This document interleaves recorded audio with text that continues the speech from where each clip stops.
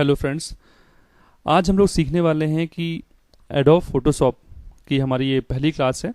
तो adobe Photoshop है क्या और इसमें हम क्या काम कर सकते हैं वो हम लोग यहाँ पे आज देखेंगे। तो सबसे पहले जैसे कि जो फोटोशॉप है वो एडोब कंपनी ने बनाया है। तो आप जैसा देख सकते हैं कि फोटोशॉप क्या है। तो मैंने यहाँ लिखा हुआ है कि फोटोशॉप एक इमेज प्रोसेसिंग सॉफ्टवेयर है। प्रोसेसिंग जैसे आपने सुना होगा कि MS वर्ड होता है जो उसको हम लोग बोलते हैं कि वो एक वर्ड प्रोसेसिंग सॉफ्टवेयर है। वैसे ही हमने कहा एक्सेल तो वो एक स्प्रेडशीट प्रोग्राम है। तो ऐसे ही अगर हम फोटोशॉप को डिफाइन करना चाहें तो हम कह सकते हैं कि ये एक इमेज प्रोसेसिंग सॉफ्टवेयर है। इसका मतलब क्या होता है कि जहाँ पे हम इमेज को प्रोसेस कर सकें। अब यहाँ पे मैंने लिखा हुआ है जैसे कि प्रोसेस का मतलब क्या होता है कि आप किसी भी इमेज को टचअप कर सको। मतलब अगर आपने कोई इमेज है आपके पास और उस इमेज में या फोटो में आप कुछ क्लैरिटी लाना चाहते हैं, उसमें कुछ मॉडिफिकेशन करना चाहते हैं, तो वो आप फोटोशॉप के थ्रू कर सकते हो। दूसरा, अगर आपको कलर करेक्शन करना है, जैसे मान लीजिए कलर चेंज करना है, थोड़ा सा कंट्रास्ट चेंज करना है, ये सारे काम आप इसमें कर सकते हो। और आप चाहो तो इसमें पेंटिंग भी कर सकते हो और कोई नई चीज़ ड्रॉ भी कर सकते हो। तो ये मैं को शॉर्ट फॉर्म में बोलूँ तो कह सकता हूँ कि जो एडोब फोटोशॉप है it's a image processing software. Okay. अब जो एडोब फोटोशॉप है उसका यूज़ हम करेंगे तो उसमें हम इमेजेस कहाँ से लाएंगे। तो सबसे पहला तो है कि आप जो डिजिटल कैमरा से फ़ोटो खींची गई होंगी आप उनका यूज़ कर सकते हो। आप अगर आपके पास कोई फ़ोटो है पेपर पे, उसको आप स्कैन करते हो स्कैनर के थ्रू और उस पर आप कोई मॉडिफिकेशन करना चाहते हो तो भी पॉसिबल है। या आप खुद से शुरू से कोई चीज़ ड्रॉ करना चाहते हो तो उसको हम लोग क्या बोलते हैं, उसको हम लोग बोलते हैं ओरिजिनल आर्ट वर्क। तो ये सारे काम हम लोग फोटोशॉप में इन सारी इमेजेस का यूज़ करके हम लोग उस पर प्रोसेसिंग कर सकते हैं या उसको मॉडिफाई कर सकते हैं या उस पर एडिटिंग कर सकते हैं। ठीक है। अब फोटोशॉप के क्या यूजेस हैं, मतलब फोटोशॉप का यूज़ हम लोग क्यों करेंगे या एप्लीकेशन से क्या क्या हैं। तो जनरली जो फोटोशॉप का यूज़ होता है वो इन सभी चीज़ों के लिए होता है। जैसे आप जितनी भी वेबसाइट्स पर इमेजेस देखते हैं वो मोस्ट ऑफ द इमेजेस को हम लोग फोटोशॉप में बनाते हैं। आप मैगज़ीन के जो फ़ोटो कवर होते हैं, जैसे मैगज़ीन आप कोई सी भी उठा के देख लीजिए, उस पर जो फ्रंट पेज है या उसके अंदर जितनी भी इमेजेस का आप एक तरीके से कहूँ कि मैं बेहतर फॉर्म देखते हैं तो वो फोटोशॉप से ही एडिट होके वहाँ पे जाता है। ग्रीटिंग कार्ड बनाना चाहते हैं आप, अगर विजिटिंग कार्ड बनाने के लिए भी फोटोशॉप का यूज़ कर सकते हैं। स्टूडियो में जब आप फ़ोटो खिंचवाने जाते हैं और वहाँ पे आपने देखा होगा कि आपकी फ़ोटो को वो और बेहतर तरीके से प्रिंट करके देते हैं, तो उसमें भी फोटोशॉप का यही काम होता है। एनिमेटेड ग्राफिक्स बनाने हो, जिसको हम लोग बोलते हैं GIF एनिमेशन या GIF फाइल, वो क्रिएट करने का भी यूज़ करने के लिए भी हम लोग किसका यूज़ करते हैं, फोटोशॉप का। और इसके अलावा बहुत सारे यूज़ हैं जिसका मतलब जिसका आप फोटोशॉप यूज़ कर सकते हो जहाँ पर। तो आप जब हमारी क्लास में हम लोग आगे देखेंगे तो मैं आपको बताऊंगा कई सारी चीज़ें कि फोटोशॉप का यूज़ कहाँ कहाँ हो सकता है। अब फोटोशॉप पढ़ने के पहले हमें कुछ चीज़ें बहुत अच्छे से मालूम होनी चाहिए। सबसे पहला होता है DPI, इसको हम लोग बोलते हैं डॉट्स पर इंच, जिसको हम लोग रिजोल्यूशन भी बोलते हैं, इमेज रिजोल्यूशन। अब सिंपल सा फंडा होता है कि हमें मालूम होना चाहिए कि जितने भी ग्राफिक्स आप स्क्रीन पर देख रहे हैं अभी, वो सभी छोटे छोटे डॉट्स से मिलके बनी होती है। ये सारे डॉट्स बहुत टाइनी टाइनी स्पेस में रहते हैं और इनका सभी का अलग अलग कलर होता है। जैसे अगर मैं देखूं कि यहाँ पे ये पूरा जो स्क्रीन है ये ब्लैक है और यहाँ पे मैंने येलो कलर से यूज और नो लिखा हुआ है, तो इसमें जो पिक्सल्स होंगे यहाँ पे वो येलो कलर से होंगे और बाकी सारे ब्लैक कलर में होंगे।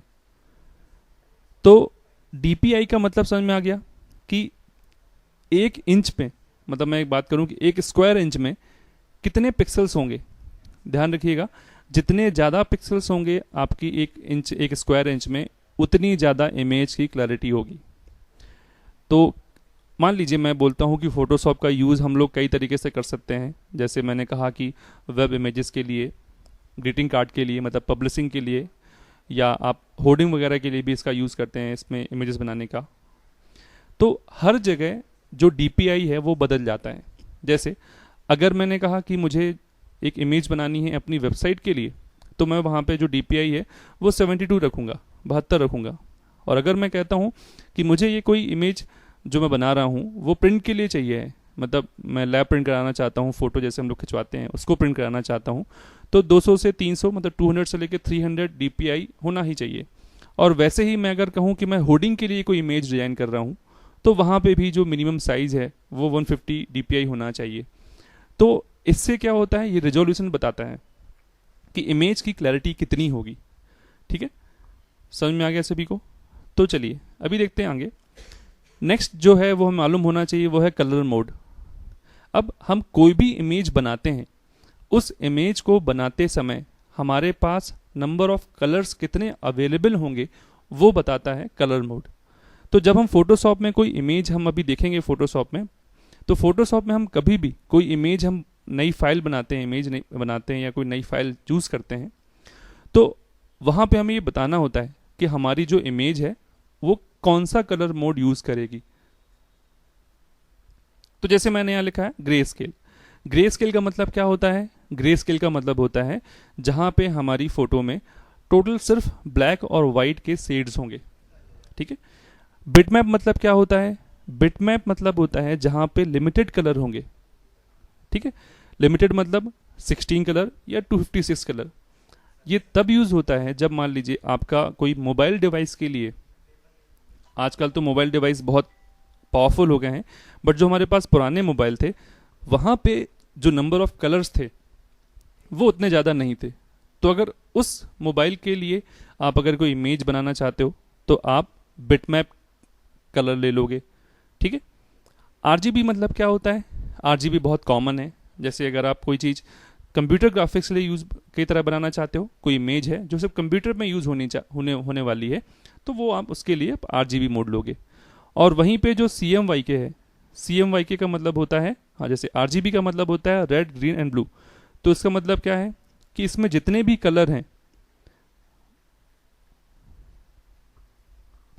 इसमें जितने भी कलर होंगे वो कैसे होंगे? मतलब R, G और B इन्हीं सभी का मिक्सचर होगा। मतलब रेड का मिक्सचर, ग्रीन का मिक्सचर, ब्लू का मिक्सचर, इन्हीं सभी के मिक्सचर से कोई कलर बनेगा।